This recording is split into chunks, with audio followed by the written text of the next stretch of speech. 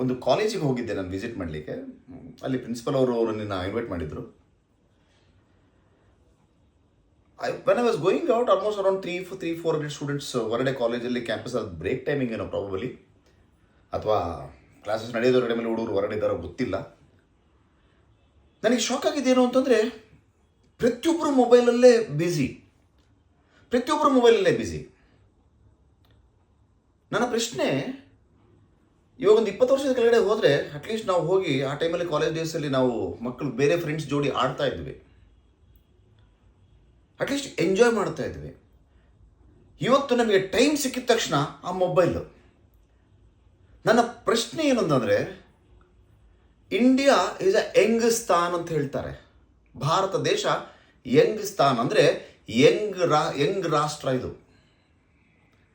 ಹೌದು, ಈ ದೇಶದಲ್ಲಿ ಯಂಗ್ ಪೀಪಲ್ ಭಾಳಷ್ಟಿದ್ದಾರೆ.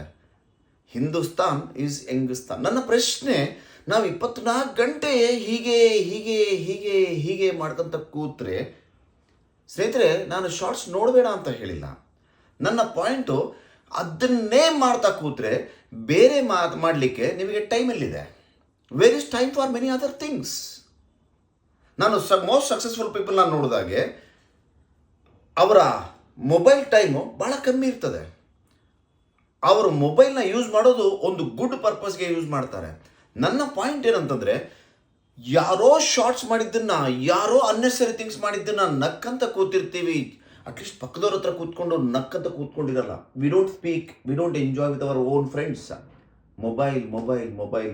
ಮೈ ಡಿಯರ್ ಫ್ರೆಂಡ್ಸ್, ಯೋಚನೆ ಮಾಡಿ, ಒಳ್ಳೆಯದನ್ನು ನೋಡಿ, ಬಟ್ ಅದನ್ನೇ ನೋಡ್ತಾ ಕೂಡಬೇಡಿ.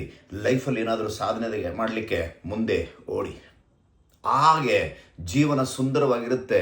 ಪಾಯಿಂಟು, ಸರ್ ನಾನು ನೋಡ್ಕೊಂತ ಕೂಡೋದಾ ಬೇರೆಯವರು ಮಾಡಿದ್ದನ್ನು, ಅಂದರೆ ಸಾಧನೆ ಮಾಡಿದ್ದನ್ನು, ಅಥವಾ ನಾನೇನಾದರೂ ಸಾಧನೆ ಮಾಡಲಿಕ್ಕೆ ಮುಂದೆ ಹೋಗೋದಾ? ಅದು ನಿಮ್ಮ ಕೈಲಿದೆ. ಯೋಚನೆ ಮಾಡಿ.